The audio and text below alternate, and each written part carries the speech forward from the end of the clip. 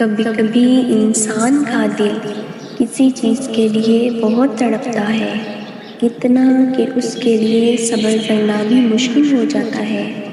انسان ہر روز اس چیز کو حاصل کرنے کے لیے ہر اس لمحے دعا کرنے کی کوشش کرتا ہے جو لمحہ دعا کے لیے افضل ہے، اور اس کی آنکھیں اپنی مانگی گئی دعا کے قبول ہونے کے انتظار میں ہر روز ادھر ادھر تکتی رہتی ہیں، اور یہ تو بھول ہی جاتی ہیں کہ اللہ عز و جل نے ہر چیز کو عطا کرنے کا ایک مخصوص اور بہترین وقت مقرر کر رکھا ہے۔ ہمیں یاد رکھنا چاہیے کہ اگر ہمیں کسی چیز کو حاصل کرنے کی اتنی چاہت ہے تو اس چاہت کرنے والے دل کا مالک اللہ ہے۔ یہ چاہت بھی تو اسی نے رب میں ڈالی ہے تاکہ تم اس کے لیے دعا کر سکو۔ وہ تمہاری خواہش کو بہترین کر کے تمہاری عطا کو بہترین عطا بنائے، اور وہ تو خواہش ہی دل میں تب ڈالتا ہے جب وہ تمہارے نصیب میں لکھ دیتا ہے۔ دعا تو بس تمہارے ہی درجات بلند کرنے کا ایک ذریعہ ہے۔ محبت اللہ کے سوا کسی کے کن کی محتاج نہیں، کسی کی محتاج ہو ہی نہیں سکتی، تو پھر ایسے لوگوں سے کیوں مانگتے ہو؟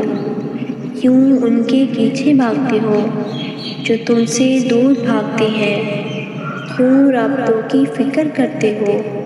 کیوں ہر در پر اپنی جھولی کو پلا لیتے ہو؟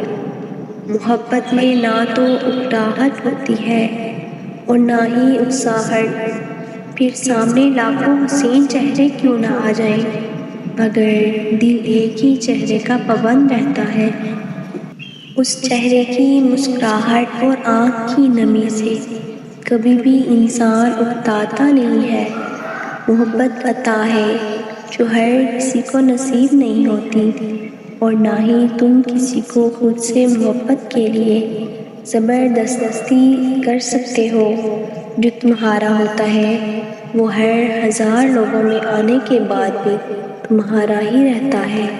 جو تمہارا نہیں ہوتا وہ کسی بھی قیمت پر تمہارا نہیں ہوتا، تو پھر خود سے یہ جنگ کیسی؟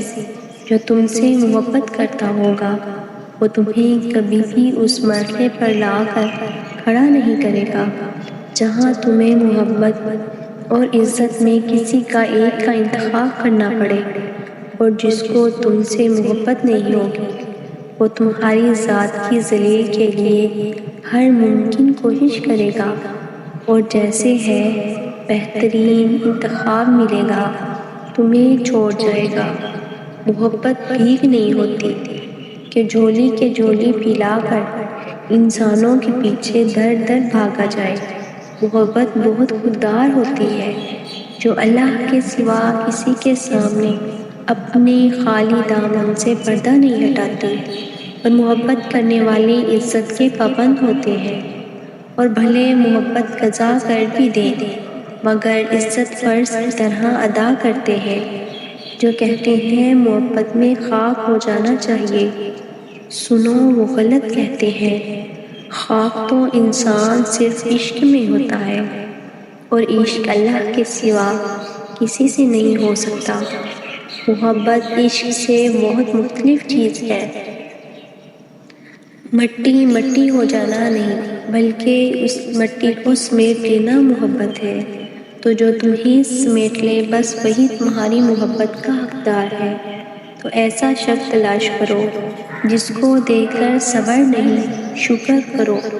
اس شخص کے پیچھے مت بھاگو جو تکلیف دے کر اللہ تک لے جائے، بلکہ اس شخص کو تلاش کرو جو تمہیں محبت دے کر اپنے ساتھ اللہ کی جانب لے چلے، جس کے سامنے عزت نفس کو قربان نہ کرنا پڑے۔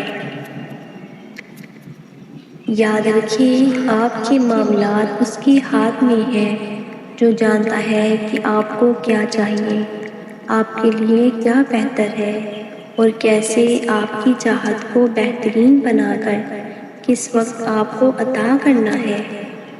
اور اللہ پاک نے قرآن میں فرمایا ہے تم مجھے ویسا ہی پاؤ گے جیسا میرا گمان کرو گے۔ یہ ہم سب پڑھتے ہیں لیکن سمجھتے نہیں ہیں۔ تم جانتے ہو کہ حضرت موسیٰ کے پیچھے فوج لگی ہوئی تھی۔ تب اللہ نے کہ اس سمندر کو 2 حصوں میں بانٹ دیا۔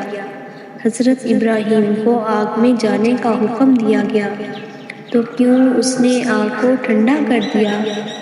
حضرت یوسف کو کنویں میں بھی پالا، حضرت ہاجرہ کو صحرا میں بھی زمزم دیا، حضرت یونس کو مچھلی کے پیٹ میں بھی محفوظ رکھا، حضرت زکریا کو عمر کے آخری حصے میں بھی اولاد سے نوازا۔ ان سب میں سے ایک چیز مشابہ تھی، یقین۔ ان میں سے کسی نے بھی ہمت نہیں ہاری۔ انہوں نے یقین رکھا کہ خدا راستہ نکالے گا، اور دیکھو خدا نے راستہ نکالا۔ وہ سب اس پر یقین رکھ کر آگے بڑھتے رہے، اور دیکھو اس رب نے بھی انہیں مایوس نہیں کیا۔ اور توکل تو یہ ہے کہ اللہ راستہ بناتا ہے، اور اگر راستہ نظر نہ آئے تو تب بھی تم کہو اللہ راستہ بنانے والا ہے، اور جب تم اس کا اچھا گمان رکھو گے تو یقیناً سب اچھا ہی پاؤ گے، اور پھر دیکھنا وہاں سے راہیں نکلیں گی جہاں تمہارا وہم و گمان بھی نہ ہوگا۔